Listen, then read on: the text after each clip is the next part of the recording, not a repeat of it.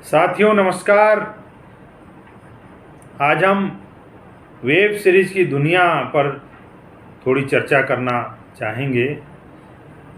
ये जो web series होते हैं फिल्मों के विकल्प के रूप में आज हम इनको देख रहे हैं और एक ही फिल्म जो है कई खंडों में बनकर आती है और ये देखा जा रहा है कि लोगों की बड़ी रुचि इनमें दिखाई पड़ती है। तो ऐसा क्यों है, इस पर भी हमको इसके पीछे भी जाना चाहिए। जब से लॉकडाउन का समय आया और लोग अधिक से अधिक घरों में अपना समय बिताने लगे, तो एक विकल्प के रूप में डिजिटल माध्यमों का उपयोग किया जाने लगा।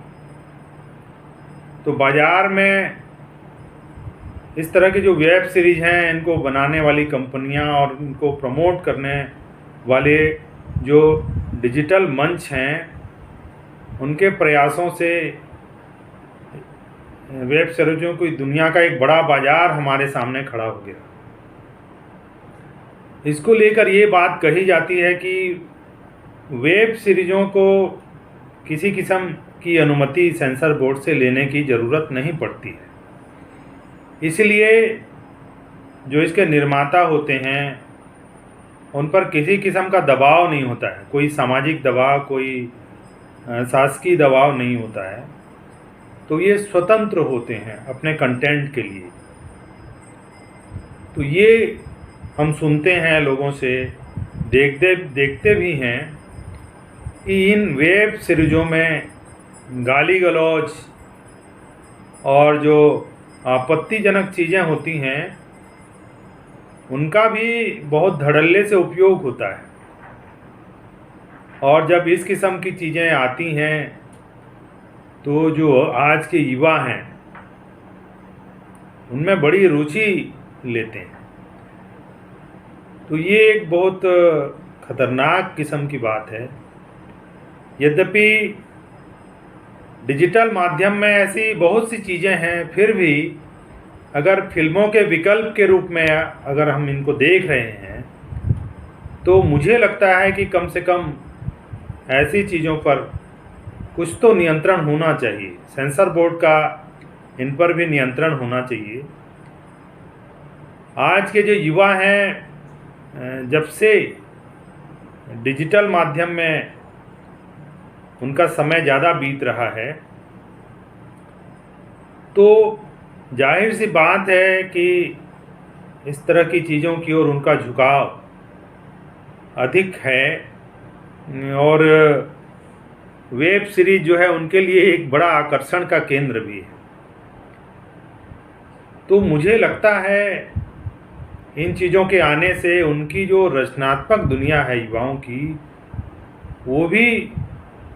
वह दुनिया भी थोड़ी क्षरित होती हुई दिखाई पड़ती है। जो युवा जिनको साहित्य से, कला से अपने आप को अंतर संबंधित करना चाहिए, एक बड़ी रौनक की दुनिया जिसे हम कह सकते हैं, उस ओर वो दौड़ने लगे। यह जो रौनकता है बड़ी खतरनाक है और ये बहुत स्थायी भी नहीं है। यह रौनकता हमें एक ऐसी दुनिया में ले जाती है जहां आगे निकलने के लिए कोई रास्ता भी नज़र नहीं आता है। तो कला की दुनिया से एक समय ऐसा था कि कला की फिल्में बनती थीं और सिनेमा हॉल में बड़ी संख्या में लोग जाते थे। आज भी बन रही हैं, ऐसी बात नहीं है कि फिल्में आज अच्छी नहीं बन रही हैं। तो धीरे धीरे जब सिनेमा हॉल बंद हो गए पिछले 2 साल से, तो लोग जो है इन चीज़ों में ज़्यादा आश्रित होकर रहने लगे। तो कला की जो एक दुनिया है, कहीं वो समाप्त न हो जाए, यह भी एक खतरा हमारे सामने नज़र आता है। तो ऐसी चीज़ों को बहुत सोच समझकर उसका उपयोग करना चाहिए। यद्यपि वेब सीरीज़ों में भी कुछ अच्छी फिल्में कई खंडों में बनकर आ रही हैं। ऐसा नहीं कहा जा सकता कि सारे वेब सीरीज खराब हैं, लेकिन ज़्यादातर वेब सीरीज को आप देखिए, लगभग 90% जो फिल्में बनकर आ रही हैं खंड खंड में, ज़्यादातर फिल्मों में गाली गलौज की भरमार है, सेक्स के विषय इसमें ज़्यादा मिलेंगे। तो ये समाज के लिए भी अच्छी बात मुझे तो कम से कम नहीं लगती। तो इन मुद्दों पर भी लगातार चर्चा होनी चाहिए और युवाओं का ध्यान भी इस ओर आकर्षित किया जाना चाहिए।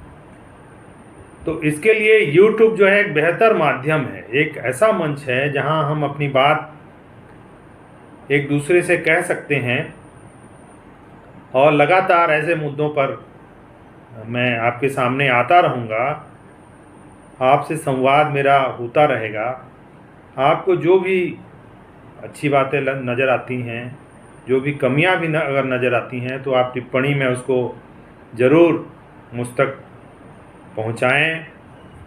और एक निवेदन मैं यह भी करना चाहूँगा कि अगर आपको मेरी बातें अच्छी लगती हैं, ये संवाद लगातार हमारे आपके बीच बने रहना चाहिए, तो ज़रूर मेरे इस चैनल को, लिटरेचर संसार चैनल को आप कम से कम सब्सक्राइब कर दें।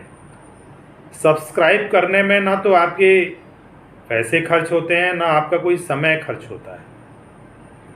तो कम से कम सब्सक्राइब तो आप कर ही सकते हैं। अगर आपको ये मेरी बातें पसंद आए तब, मैं ये नहीं कह रहा कि आप ज़बरदस्ती सब्सक्राइब करें, लेकिन कम से कम एक निवेदन तो मैं आपसे करना चाहूँगा।